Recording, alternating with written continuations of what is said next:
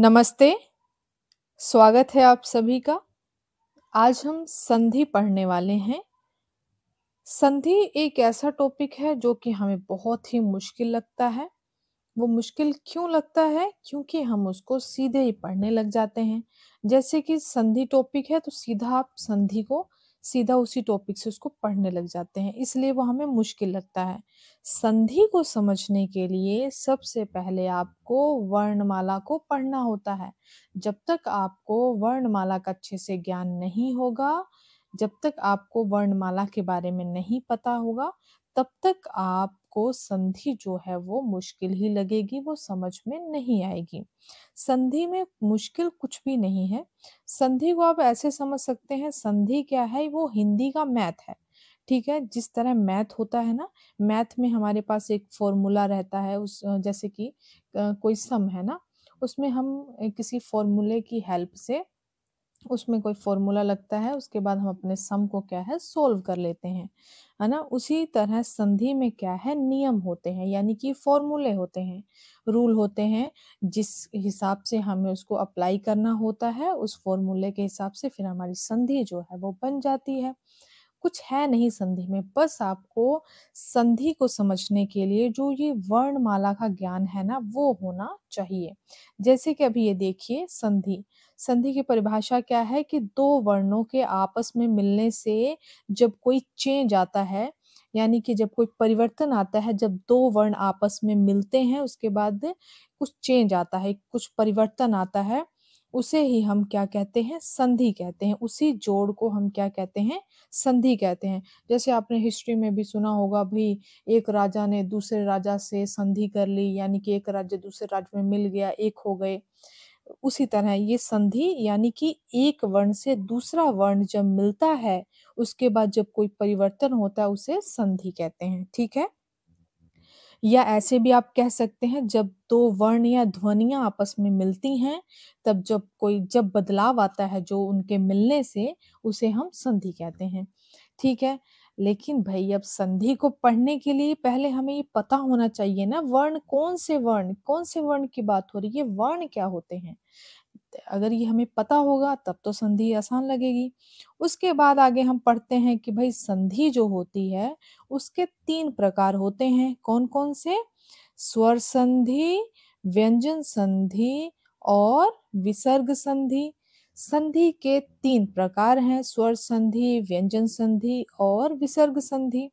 आगे ये जो हमारी स्वर संधि है, इसके आगे 5 भेद हैं। ठीक है? स्वर संधि के आगे 5 भेद हैं। कौन-कौन से? दीर्घ स्वर संधि, गुण स्वर संधि, वृद्धि स्वर संधि, यण स्वर संधि और अयादी स्वर संधि। लेकिन भई ये प्रकार तो हम बाद में पढ़ेंगे ना, पहले हमें ये तो पता होना चाहिए कि ये स्वर क्या होते हैं, ये व्यंजन क्या होते हैं, ये विसर्ग क्या हैं। विसर्ग किसे कहते हैं, व्यंजन किसे कहते हैं, ये स्वर क्या है, स्वर किसे कहते हैं। जब हमें ये पता होगा तभी तो हम आगे और अच्छे से समझेंगे कि ये संधि है क्या, ये स्वर संधि, व्यंजन संधि, विसर्ग संधि है क्या। तो चलिए, सबसे पहले मैं आपको इन्हीं के बारे में बताऊंगी कि वर्ण क्या है, स्वर क्या है, व्यंजन क्या है, विसर्ग क्या है, ठीक है? उसके बाद जब आपको इन चीज़ों के बारे में पता होगा, उसके बाद संधि में कुछ भी नहीं बचता, संधि उसके बाद पढ़ना, उसके बाद जब हम पढ़ेंगे, तब हमें संधि बहुत ही आसान लगेगी। तो चलिए, सबसे पहले हम चलते हैं स्वर, व्यंजन, विसर्ग और वर्ण को जानेंगे। इसके लिए हमें कहाँ जाना पड़ेगा? हमारी वर्णमाला पर, हिंदी की वर्णमाला पर चलेंगे अब हम, ठीक है? तो हिंदी की ये जो वर्णमाला है, इसमें कुल 53 वर्ण होते हैं। कितने? 53 वर्ण, 53 वर्ण होते हैं। ठीक है? 53 मैं क्यों कह रही हूँ? पहले तो 52 थे। अब आपका एक प्रश्न हो सकता है यहाँ पे कि 52 होते हैं, आप 53 क्यों कह रहे हो? तो 53 अब हो गए हैं। एक विशिष्ट व्यंजन जो है, वो ऐड किया गया है, ठीक है? इस विशिष्ट व्यंजन के ऐड होने से अभी हमारे पास 53 वर्ण हैं, ठीक है? तो ये आपको मैं जानकारी के लिए बता रही हूँ कि 53 हैं, लेकिन संधि के लिए आपको अच्छे से यहाँ तक के ये जो यहाँ तक के वर्ण हैं, इनके बारे में पता होना चाहिए, ठीक है? तो अब हमारा ये है वर्णमाला, ठीक है? अभी आप समझ गए ना वर्ण क्या है? ये एक-एक वर्ण है, ठीक है? ये एक-एक वर्ण है। इन्हीं इन्हीं वर्णों को जोड़ने से जब कोई परिवर्तन आता है, उसे हम संधि कहते हैं। तो वर्ण क्या है? वर्ण समझ गए ना क्या है? ये सभी एक-एक वर्ण हैं, ठीक ठीक है। है? तो ये एक-एक वर्ण है, ये समझ गए आप। अभी आप समझ गए कि वर्ण क्या है, वर्णमाला क्या है? अगर आपसे कोई कहे, अगर आपसे प्रश्न पूछा जाए कि वर्णमाला किसे कहते हैं, तो आप उत्तर देंगे कि वर्णों के व्यवस्थित क्रम को वर्णमाला कहा जाता है। ऐसा क्यों कहा जाता है? हर प्रत्येक भाषा को लिखने की एक वर्णमाला होती है, ये तो आपको पता ही है। जैसे अभी इंग्लिश को आप लिखते हैं तो किससे लिखते हैं बताइए? इंग्लिश अल्फ़ाबेट की हेल्प से लिखते हैं ना? इंग्लिश अल्फ़ाबेट में कितने लेटर हैं? 26 लेटर हैं। उन्हीं 26 लेटर्स की मदद से हम इंग्लिश भाषा को लिखते हैं। इसी तरह हर भाषा की प्रत्येक भाषा की अपनी एक वर्णमाला होती है। तो ये हिंदी की वर्णमाला है। इसमें टोटल कितने वर्ण हैं? 53। तो अभी मैंने क्या बताया आपको हिंदी वर्णमाला के बारे में मैंने क्या कहा कि वर्णों के व्यवस्थित क्रम को वर्णमाला कहा जाता है। तो इसको अभी मैं समझाऊंगी कैसे। तो ये जो वर्ण है ना हमारे 53, इनको हम एक सीक्वेंस में लिखते हैं। ये नहीं है कि आपका मन किया आप चाहे कहीं से भी लिखना शुरू कर देंगे। भई मेरा मन कर रहा है मैं यहाँ से शुरुआत करूँ, मेरा मन कर रहा है यहाँ से शुरुआत करूँ, नहीं, ऐसा नहीं होता है। इनका एक सीक्वेंस है कि सबसे पहले हम शुरुआत कहाँ से करते हैं? यहाँ से करते हैं। जैसे इंग्लिश में भी है, इंग्लिश वर्णमाला का हम शुरुआत कहाँ से करते हैं? उसका फर्स्ट लेटर ए से हम शुरू करते हैं, ए के बाद फिर बी लिखते हैं, बी के बाद फिर सी लिखते हैं। इसी तरह हमारी हिंदी की जो वर्णमाला है, इसका भी एक क्रम है, एक सीक्वेंस है, हम इसी सीक्वेंस में इसको लिखते हैं। पहले हम लिखेंगे अ को लिखेंगे, फिर आ लिखेंगे इस तरह से, ठीक है? इस तरह से ये इस सीक्वेंस में लिखा जाता है, ये देखिए इस तरह से हम लिखते हैं, ठीक है? तो इसलिए इसकी परिभाषा मैंने क्या बताई आपको? वर्णों के व्यवस्थित क्रम को वर्णमाला कहा जाता है। ठीक है, अभी हमने ये समझ लिया अभी वर्णमाला के बारे में। वर्ण क्या होते हैं वो आपको पता चल गया कि एक-एक ये क्या है? ये वर्ण है। अब बात करते हैं स्वर की। अब क्योंकि हमने अभी संधि में 3 प्रकार देखे संधि के, उसमें से एक क्या था? स्वर संधि। तो स्वर क्या है? तो ये जो हैं ये स्वर हैं। ये कितने हैं? ये हैं 11। हमारे हिंदी वर्णमाला में कितने स्वर हैं? 11 स्वर हैं। जैसे इंग्लिश में है ना वोवल्स, यही ये हमारे हिंदी के वोवल्स हैं, ठीक है? इंग्लिश में कितने हैं? 5 हैं, हमारे पास कितने हैं हिंदी में? 11 हैं, ये हैं, ठीक है? ये स्वर जो हैं, इनके बारे में कहा जाता है भई ये स्वतंत्र होते हैं, इनको किसी की हेल्प की ज़रूरत नहीं पड़ती है, ठीक है? तो ये बात याद रखिएगा। स्वर क्या होते हैं? स्वतंत्र होते हैं। ये क्या है? ये इनको बोलने और लिखने के लिए किसी की हेल्प की ज़रूरत नहीं पड़ती है, ठीक है? अब ये हैं स्वर। संधि में हमने एक प्रकार पढ़ा था स्वर, तो यही हैं वो स्वर। ये अच्छे से आपको पता होने चाहिए, ये 11 के 11 स्वरों का आपको अच्छे से पता होना चाहिए। जब हम स्वर संधि करेंगे, उस समय हम इन्हीं 11 स्वरों की वहाँ पे बात करेंगे, ठीक है? अब आगे चलते हैं, ये है अनुस्वार और ये है विसर्ग। विसर्ग संधि हमने एक प्रकार में संधि के एक प्रकार में हमने अभी पीछे पढ़ा था। एक प्रकार कौन-सा था? विसर्ग संधि का था। तो ये जो 2 बिंदी पीछे लगी है ना, इसी को हम बोलते हैं विसर्ग। ये हमारी संधि का एक प्रकार भी है, विसर्ग संधि। तो इन 2 बिंदियों को ही हम क्या कहते हैं? विसर्ग कहते हैं, ठीक है? अभी आपको स्वर का पता चल गया, विसर्ग का पता चल गया, अभी हम चलेंगे व्यंजन पे। अभी हमारा तीसरा प्रकार, एक और प्रकार क्या था? व्यंजन संधि का। अभी व्यंजन क्या होते हैं? तो ये हैं हमारे व्यंजन। व्यंजन यहाँ से शुरू होते हैं, क से, ठीक है? व्यंजन यहाँ से शुरू होते हैं और संधि के लिए आपको यहाँ तक के व्यंजन जो हैं, वो अच्छे से पता होने चाहिए। वैसे तो पूरी वर्णमाला आपको पता होनी चाहिए, ठीक है? लेकिन संधि के लिए आपको यहाँ तक तो पता ही होने चाहिए, ठीक है? तो ये तो है अभी ये है हमारे व्यंजन। अब व्यंजनों के बारे में कहा जाता है कि जो हमारे व्यंजन होते हैं इन्हें स्वरों की सहायता लेनी पड़ती है बोलने के लिए और लिखने के लिए भी। ऐसा क्यों कहा जाता है?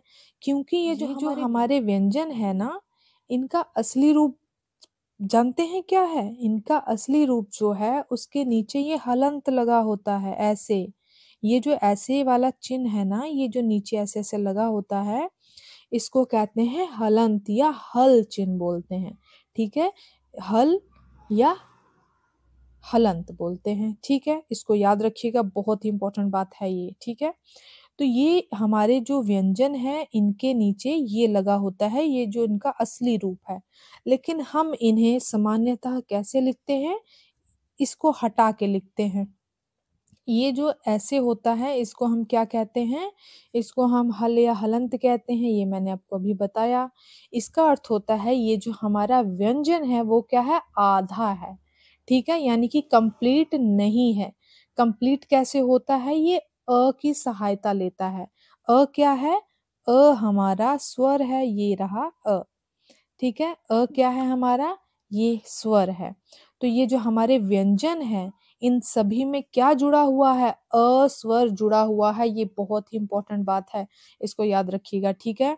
जब आपको कोई व्यंजन इस रूप में मिलेगा, मतलब कि उसके नीचे हलंत नहीं लगा है, तो इसका मतलब क्या है? वो व्यंजन जो है वो कंप्लीट है, यानी कि उसने स्वर की हेल्प ली हुई है, ठीक है?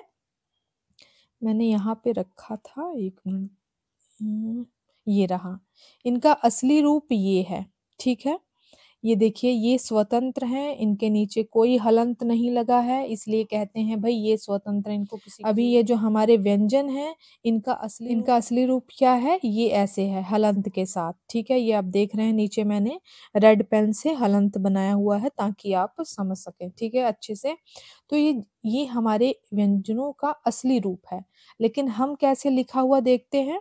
हम इसे इस प्रकार लिखा हुआ देखते हैं, इनके नीचे हलंत नहीं लगा होता है। इसका मतलब क्या है कि इसने हमारे इस व्यंजन ने स्वर की हेल्प ली हुई है। इसमें स्वर जुड़ा हुआ है इन सभी के साथ। ठीक है? आगे मैं आपको दिखाती हूँ कैसे एक एग्ज़ाम्पल मैंने यहाँ पे लिखी थी। देखिए इस तरह से। ठीक है? इस तरह से ये कंप्लीट होता है। जैसे कि ये हमारा व्यंजन है, ठीक है? ये अपने असली रूप में है, उसके बाद इसने स्वर की हेल्प ली तो इस तरह ये कंप्लीट हो गया। इसी तरह हमारे जो सभी व्यंजन हैं वो ऐसे जो हैं कंप्लीट होते हैं स्वर की हेल्प से। तो यानी कि क्या इसका क्या अर्थ हुआ कि हम व्यंजनों को वर्णमाला में हम सामान्यतः स्वर के साथ मिलाकर लिखते हैं। ठीक है? तो ये बहुत ही इम्पोर्टेंट बात है, इसको याद रखिएगा संधि में जो है ये काम आएगी। ठीक है? तो अब आगे चलते हैं। तो अब क्या है, अब जब हम अभी देखिए आपको ये चीज़ पता होनी चाहिए कि ये जो हमारे व्यंजन है ना, तो इन्हें हम यहाँ से लेकर क से लेकर यहाँ तक, इनको हम कहते हैं ये 5-5 इसमें, ये 5-5 अक्षर हैं इसमें, ठीक है? तो इन्हें हम कहते हैं 25 ये जो हमारे व्यंजन हैं, इनको हम कहते हैं स्पर्श या वर्गीय व्यंजन, ठीक है? इन्हें हम क्या कहते हैं? स्पर्श या वर्गीय व्यंजन। अब ये जो हमारे स्पर्श या वर्गीय व्यंजन हैं, इनको हम 5-5 की फैमिली में बाँटते हैं। देखिए, ये है एक फैमिली, इसमें कितने मेंबर हैं? 5 मेंबर हैं। तो फर्स्ट मेंबर के न से हमने इस पूरे व्यंजन का ये जो हैं 5 व्यंजन, इनका हमने नाम रखा क वर्ग, ठीक है? इसी तरह अब जो ये दूसरी फैमिली है, 5 मेंबर हैं जिसमें पहले मेंबर से हमने नाम रख दिया च वर्ग, ठीक है? इसी तरह ये ट फैमिली है, इनके 5 मेंबर हैं, इनका नाम हमने रख दिया ट वर्ग। ठीक है, अब है त फैमिली, इनके 5 मेंबर के पहले मेंबर से हमने नाम रख दिया त वर्ग। इसी तरह पवर्ग फैमिली है, पहले मेंबर से हमने नाम रख दिया पवर्ग। जब हम व्यंजन संधि करेंगे, वहां पे जब ये कहा जाएगा कि प्रत्येक वर्ग का पहला पहला वर्ण या पहला व्यंजन, ठीक है, इस तरह से कहा जाएगा पहला वर्ण, ठीक है, तब उसका मतलब ये होगा कि इनकी बात हो रही है, ठीक है। तो क्योंकि ये प्रत्येक वर्ग के पहले वर्ण है ना, ये पहले व्यंजन है ना, प्रत्येक वर्ग के पहले वर्ण है। उसी तरह जब व्यंजन संधि हम करेंगे उस समय आपसे कहा जाएगा जैसे कि प्रत्येक वर्ग का दूसरा वर्ण, तब इनकी बात हो रही है, ठीक है। अगर कहा जाएगा प्रत्येक वर्ग का तीसरा वर्ण, इनकी बात हो रही है। अगर चौथा कहेंगे तो इनकी बात हो रही है। और ये है पंचमा अक्षर। इनको पंचमा अक्षर क्यों कहते हैं? क्योंकि ये पांचवें पांचवें मेंबर हैं अपनी फैमिली के, ठीक है। तो ये आपको अच्छे से ये जो हैं, ये हमारे जो वर्ण हैं इनके बारे में पता होना चाहिए, ठीक है। अब क्या है, व्यंजन संधि में आपसे कहा जाए कि क वर्ग का पहला, क वर्ग का दूसरा, क वर्ग का तीसरा, क वर्ग का चौथा, क वर्ग का पांचवा वर्ण, तो उसका मतलब है इनकी बात हो रही है। इसी तरह च वर्ग का पहला, च वर्ग का दूसरा, तीसरा, चौथा, पांचवा, ये अच्छे से आपको पता होने चाहिए, ठीक है। तो ये हो गए। और आगे तभी मैंने वो इम्पोर्टेंट बात आपको बता ही दी है कि अ स्वर साथ में जुड़ा हुआ है। अगर हलंत नहीं लगा है इसका मतलब है अ स्वर जुड़ा हुआ है। तो हाँ, यहाँ पे देखिए, यहाँ पे मैंने आगे लिख दिया है कि व्यंजनों को वर्णमाला में सामान्यतः स्वर अ के साथ मिलाकर लिखा जाता है। और हाँ, ये नोट रखिएगा कि व्यंजनों को सिर्फ जो हमारे स्वर है 11, उनको किसी की जरूरत नहीं पड़ती है, ठीक है। जो हमारे व्यंजन है उनको हेल्प लेनी पड़ती है, इसलिए हम जो स्वर है उससे हेल्प लेते हैं, ठीक है। तो जो हमारे व्यंजन है वर्णमाला में सामान्यतः हम उनको कैसे लिखते हैं? अ स्वर के साथ मिलाकर लिखते हैं। और जब अ स्वर मिल जाता है उनके साथ तब हलंत जो है वो हट जाता है, ठीक है। आगे यहाँ पे मैंने बता ही दिया है कि स्वर के मिलने से जो हल चिन्ह होता है, इस तरह से ये जो हल चिन्ह लगा है हटा दिया जाता है। आगे है, अभी सिर्फ आप समझते हुए चलिए, अगर आपको अभी नहीं समझ आ रहा है, अभी जब हम इसको अप्लाई करेंगे आगे तब आपको समझ आ जाएगा, ठीक है। अभी सिर्फ आप समझते हुए चलिए और ये चीजें आपको अच्छे से पता होनी चाहिए। जो बातें मैं बता रही हूँ बहुत ही इंपॉर्टेंट है संधि को समझने के लिए। अगर आप ये नहीं समझेंगे, ठीक है, तो फिर आपको संधि समझ नहीं आएगी, संधि फिर आपको मुश्किल ही लगती रहेगी, ठीक है। तो इस तरह से ये जो कंप्लीट कैसे होता है हमारा व्यंजन, अ स्वर की सहायता से क, ठीक है। यहाँ पे अब हलंत हट गया है क्योंकि अ स्वर की सहायता ले ली है हमारे व्यंजन ने, ठीक है। आगे है, हाँ, इसको हल चिन्ह बोलते हैं, ये मैंने पहले भी बता दिया आपको। हल चिन्ह लगे होने का अर्थ है व्यंजन आधा है, ठीक है। ये बहुत इंपॉर्टेंट बात है। हल चिन्ह लगे होने का क्या अर्थ होता है?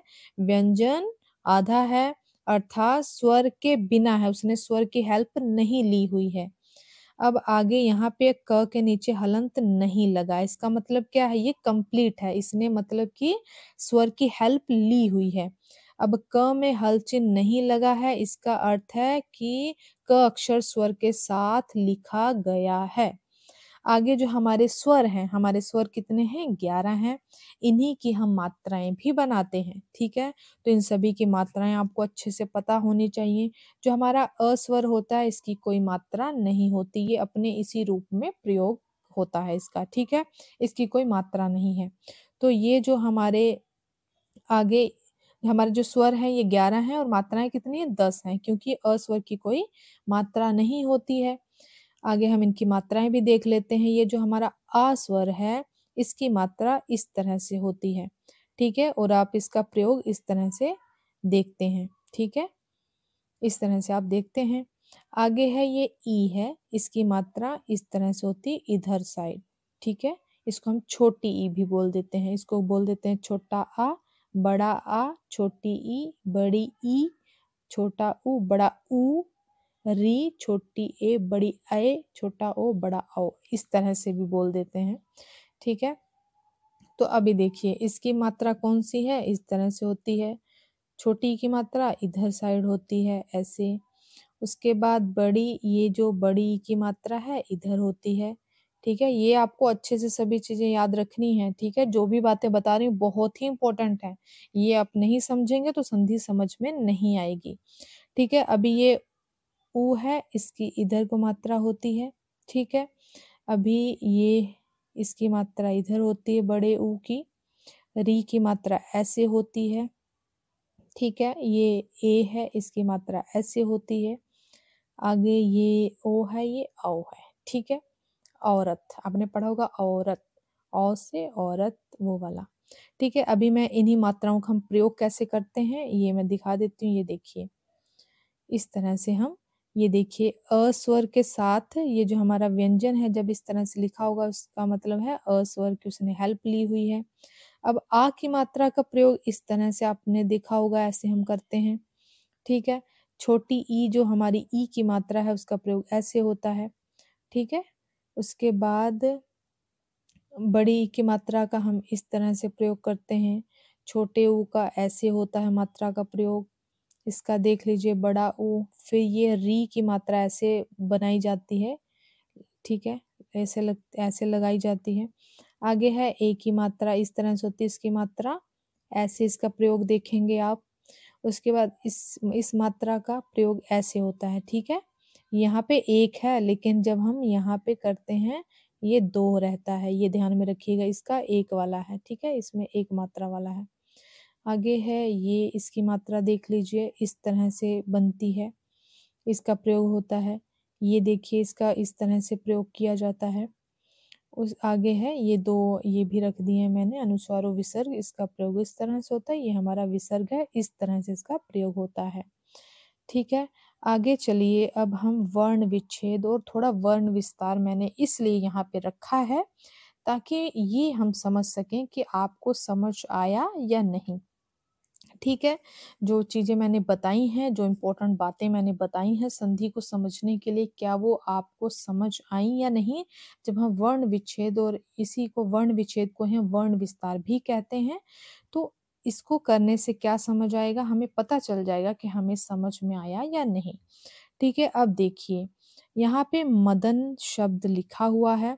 अगर आपसे कहा जाए कि भाई वर्ण विच्छेद, वर्ण विस्तार करके बताओ कि इसको वर्णों में तोड़ के बताओ, ये जो शब्द लिखा है, तो अब हम देखेंगे क्या? सबसे पहले हम लेंगे म वर्ण को देखेंगे। ठीक है, म जो है पहले हमने चेक करना है, म में कोई हलंत लगा है? नहीं लगा है। म में हलंत नहीं लगा है, इसका मतलब क्या है? म में अ स्वर जुड़ा हुआ है। तो म का जो हमारा म क्या है? पहले ये, फिर उसके बाद देखेंगे म हमारा व्यंजन है, और व्यंजन का असली रूप क्या होता है? हलंत के साथ। तो इसको अब हम तोड़ेंगे तो पहले हम क्या लिखेंगे? म हलंत के साथ। उसके बाद कंप्लीट कैसे होता है? अ स्वर की सहायता से। ठीक है, तो अब ये हो गया म, ये पहला वर्ण हमारा इस तरह से है। उसके बाद अब हमने द को देखना, द क्या है? हमारा व्यंजन है। व्यंजन का असली रूप क्या होता है? हलंत के साथ। तो यहाँ पे पहले हम हलंत लिख, क्योंकि यहाँ पे तो कंप्लीट लिखा है ना, तो कंप्लीट लिखा होने के कारण यहाँ पे भी हम कंप्लीट ही उसको तोड़ेंगे। ठीक है, अलग अलग बताएंगे कंप्लीट कैसे हुआ है। तो द जो हमारा व्यंजन है तो पहले उसका हम असली रूप लिखेंगे। उसके बाद यहाँ पे कंप्लीट है क्योंकि यहाँ पे हलंत नहीं लगा है, मतलब उसने अ स्वर की सहायता ली हुई, तो यहाँ पे हमने अ लिख दिया। अब चलते हैं न पे। न जो है, न हमारा व्यंजन है, व्यंजन का असली रूप हलंत के साथ होता है तो वो लिख दिया। अभी यहाँ पे अस्वर, क्योंकि यहाँ पे हमारे कंप्लीट लिखा हुआ है, तो इस तरह से इसका वर्ण विस्तार आप करके बताएंगे। ठीक है, इस तरह से वर्ण विच्छेद होता है। आगे ये जो है कलम, ये मैंने आप सभी के लिए ये कॉलम छोड़ा है, इसको आप करके देखेंगे कि ये कैसे बनेगा। ठीक है, अभी चलिए, अभी नाना है, नाना शब्द मैंने लिया है, इसका हमने वर्ण विस्तार करना है। तो बताइए पहले हम क्या लेंगे? पहले हम आधे को न को उठाएंगे। अब न जो है अकेला नहीं है, जैसे यहाँ पे क्या है, इसके साथ कोई मात्रा नहीं लगी है, कोई मात्रा नहीं लगी है और हलंत भी नहीं लगा, इसका मतलब है उसने अ स्वर की हेल्प ली हुई है उस व्यंजन ने। लेकिन यहाँ पे क्या है, न के साथ सीधी एक मात्रा लगी हुई है, अकेला नहीं है न। तो इसका मतलब क्या है, हमारा जो व्यंजन है पहले उसको हम आधा लिखें क्योंकि न एक व्यंजन है। व्यंजन का असली रूप क्या होता है, हलंत के साथ, तो वो लिख दिया। अब ये जो मात्रा लगी है वो कौन से स्वर की है, वो हम यहाँ पे पूरा लिखेंगे। ठीक है, इसकी क्योंकि इसकी मात्रा है तो ये लिख दिया। अब चलते हैं दूसरे वर्ण पे, दूसरे अक्षर पे। तो यहाँ पे देखिए पहले हम न का असली रूप लिखेंगे, उसके बाद कौन सी मात्रा लगी है उसको लिख देंगे। ठीक है, इस तरह से वर्ण विस्तार किया जाता है। आगे इसी तरह से आप बाजार का करेंगे, ये मैंने आप सभी के लिए रखा है। अब देखिए ये किला शब्द है, ठीक है, किला का कहेंगे आपको भाई वर्ण विस्तार करके बताओ। तो आप क्या करेंगे, पहले हम क जो है इसको लेंगे। क क्या है, हमारा व्यंजन है, व्यंजन के असली रूप में हम इसे लिखेंगे। उसके बाद क हमारा अकेला नहीं है, उसके साथ ही मात्रा जुड़ गई है, उसने स्वर की हेल्प ले ली है। तो अब यहाँ पे अगर अकेला होता तो हम यहाँ पे अ लिखते, लेकिन अकेला नहीं है, हमारा जो व्यंजन है उसके साथ सीधे ही मात्रा लग चुकी है। तो हमारा पहले आ गया व्यंजन, उसके बाद उसकी जो मात्रा लगी है वो आ गई है, उसके बाद ये हो गया, ये कंप्लीट हो गया। अब चलेंगे ला पे। ला क्या है हमारा, ये हमारा व्यंजन है, उसका असली रूप लिखेंगे, उसके बाद कौन सी मात्रा लगी है वो यहाँ पे लिख देंगे। तो इस तरह से किला का वर्ण विस्तार होगा। इसी तरह हमने वर्ण विस्तार करना होता है। ठीक है, इसी तरह मीठा का हो गया। म क्या हमारा व्यंजन है, पहले उसके व्यंजन रूप में लिख देंगे, उसके बाद कौन सी मात्रा लगी है वो लिख देंगे। उसके बाद ठ क्या हमारा व्यंजन है तो वो लिख दिया, उसके बाद कौन सी मात्रा लगी है वो लिख दी। इस तरह से वर्ण विस्तार होता है। ठीक है, तो इसी तरह से ये अब आप समझ गए होंगे कि किस तरह से वर्ण विस्तार किया जाता है। गए होंगे, ठीक है, अब ज्यादा समझाने की जरूरत नहीं है। ये मैंने वर्ण विच्छेद आपके लिए रखे हैं, इसको आप करके देखिएगा ताकि पता चल सके कि आपको समझ आया या नहीं। अगर आपने ये समझ लिया जो मैंने अभी समझाया है आपको, इसके बाद संधि बहुत ही आसान लगेगी आपको। संधि में कुछ नहीं है, अब संधि में अब हमने क्या करना है, संधि को हम पढ़ेंगे और उसके बाद जैसे मैंने कहा ना कि हिंदी संधि जो है हिंदी का मैथ है, तो जैसे मैथ में फॉर्मूला होता है वैसे हम संधि के अभी हम नियम पढ़ेंगे, फॉर्मूले पढ़ेंगे, अप्लाई करते जाएंगे, पढ़ेंगे, अप्लाई करते जाएंगे और हमारी संधि जो है बनती जाएगी। उसके बाद दो काम ही बचेंगे। हमने क्या करना है, हमने पहले उसको समझना है कि अप्लाई कैसे करना है, नियम को पढ़ना है। उसके बाद हम संधि बना के देखेंगे और संधि विच्छेद करना सीखेंगे। संधि विच्छेद और संधि कैसे बनाते हैं, और बस उसके बाद मेन काम जो बचेगा इम्पोर्टेंट वो रहेगा प्रैक्टिस का।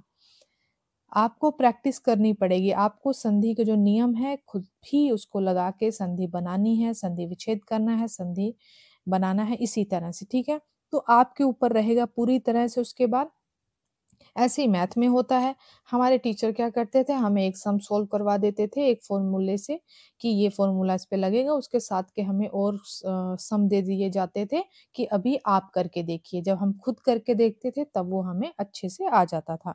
उसी तरह संधि है, जो संधि के नियम है वो मैं अब आपको बताऊंगी। उसके बाद आप खुद भी उसको संधि को बना के देखना।